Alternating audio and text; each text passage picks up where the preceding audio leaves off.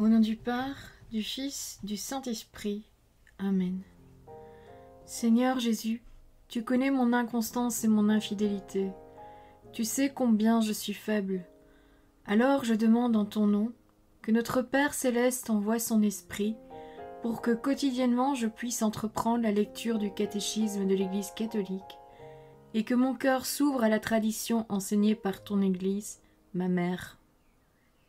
Que je puisse ajuster toutes mes actions et mes œuvres à son enseignement. Mon Jésus, avec confiance j'abandonne la constance et la fidélité de toute la démarche entre tes mains.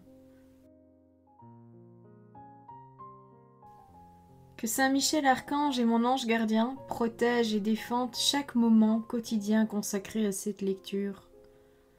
Maintenant, avec toi et par ta voix, disons: Notre Père, qui es aux cieux, que ton nom soit sanctifié, que ton règne vienne, que ta volonté soit faite sur la terre comme au ciel. Donne-nous aujourd'hui notre pain de ce jour.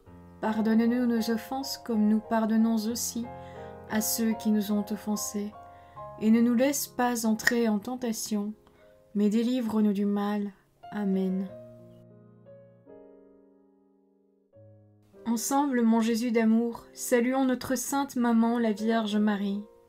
Entre ses mains, je remets mon cœur, mon âme, ma volonté et ma vie, afin que par ses soins règne en moi la volonté du Père, et qu'en ses mains mes œuvres soient gardées, transformées, en parfaite offrande rayonnante de la lumière de Dieu, pour sa gloire, le salut des âmes et la consolation des âmes du purgatoire.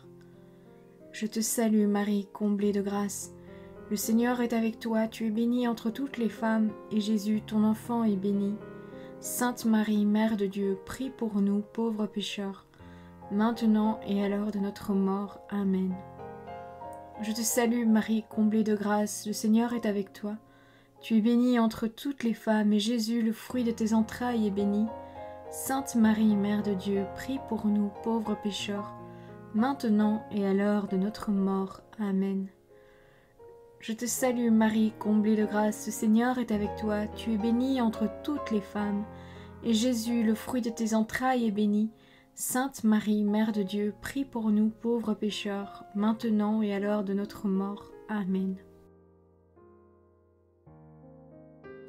Ô Saint-Esprit, par l'intercession du cœur immaculé de la Sainte Vierge Marie, et par le cœur chaste de Saint Joseph, donne-moi un cœur doux, humble, pur, miséricordieux et charitable. Rends-moi docile à tes célestes inspirations, et prompte à y répondre. Que mon cœur enflammé de ton amour soit en toutes ses œuvres dans la volonté du Père, œuvrant ainsi sous ton joug léger et joyeux.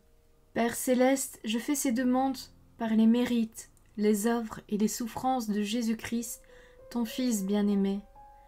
En mon nom, au nom des âmes de ma famille, au nom des âmes de mes proches, au nom des âmes qui se sont recommandées à mes prières, au nom des âmes constituant ta Sainte Église, le pape, les cardinaux, les évêques, les prêtres, les religieux et religieuses, les laïcs, au nom des âmes qui ne te connaissent pas, des âmes des païens, des âmes des hérétiques, des âmes des apostats et des âmes froides.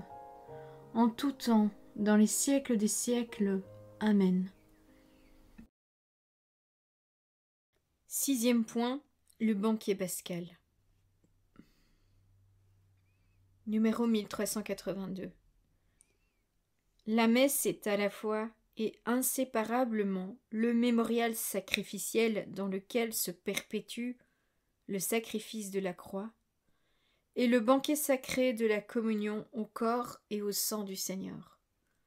Mais la célébration du sacrifice eucharistique est tout orientée vers l'union intime des fidèles au Christ par la communion. Communier, c'est recevoir le Christ lui-même, qui s'est offert pour nous. Numéro 1383. L'autel, autour duquel l'Église est rassemblée dans la célébration de l'Eucharistie, représente les deux aspects d'un même mystère, l'autel du sacrifice et la table du Seigneur. et ceci d'autant plus que l'autel chrétien est le symbole du Christ lui-même présent au milieu de l'assemblée de ses fidèles, à la fois comme la victime offerte pour notre réconciliation et comme aliment céleste qui se donne à nous. Qu'est-ce qu'en effet que l'autel du Christ sinon l'image du corps du Christ, dit saint Ambroise. D'ailleurs, l'autel représente le corps du Christ, et le corps du Christ est sur l'autel. La liturgie exprime cette unité du sacrifice et de la communion dans de nombreuses prières. Ainsi l'Église de Rome prie dans son anaphore. Nous t'en supplions, Dieu Tout-Puissant, que cette offrande soit portée par ton ange en présence de ta gloire sur ton autel céleste, afin qu'en recevant ici par notre communion à l'autel le corps et le sang de ton Fils, nous soyons comblés de ta grâce et de tes bénédictions. Prenez et mangez-en tous. La communion. Numéro 1384. Le Seigneur nous adresse une invitation pressante à le recevoir dans le sacrement de l'Eucharistie. En vérité, je vous le dis, si vous ne mangez la chair du Fils de l'homme et ne buvez son sang, vous n'aurez pas la vie en vous. Voir l'Évangile selon saint Jean, chapitre 6, verset 53. Numéro 1385. Pour répondre à cette invitation, nous devons nous préparer à ce moment si grand et si saint. Saint Paul exhorte à un examen de conscience. Quiconque mange ce pain et boit cette coupe du Seigneur indignement aura à répondre du corps et du sang du Seigneur. Que chacun donc s'éprouve soi-même, qu'il mange alors de ce pain et boive de cette coupe, car celui qui mange et boit sa propre condamnation, s'il n'y discerne le corps. Voir la première lettre aux Corinthiens, chapitre 11, les versets 27 à 29. Celui qui est conscient d'un péché grave doit recevoir le sacrement de la réconciliation avant d'accéder à la communion. Numéro 1386. Devant la grandeur de ce sacrement, le fidèle ne peut que répondre humblement et avec foi ardente la parole du centurion. Domine, non sum dignus, ut intrus sub tectum meum, sed tantum di verbum, et sanabitur anima mea.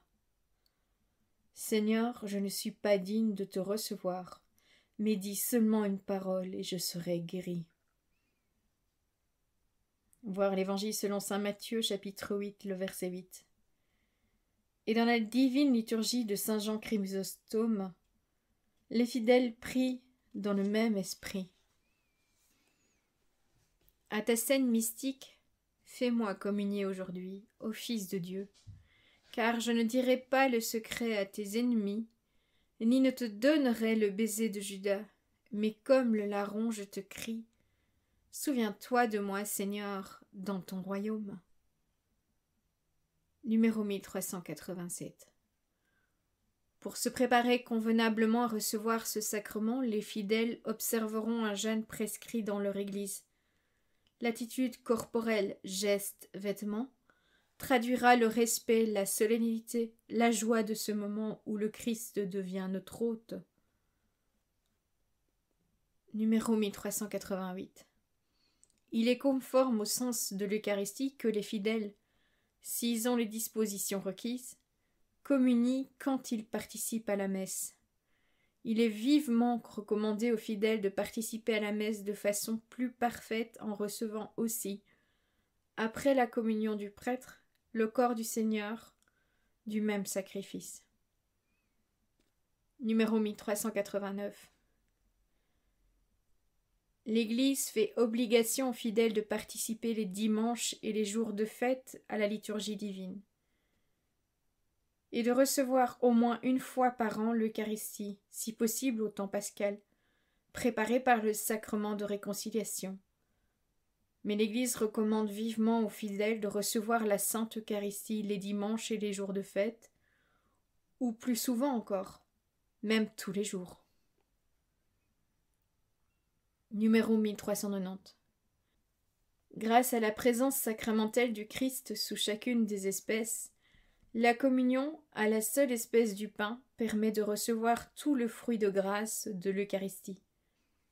Pour des raisons pastorales, cette manière de communier s'est légitimement établie comme la plus habituelle dans le rite latin.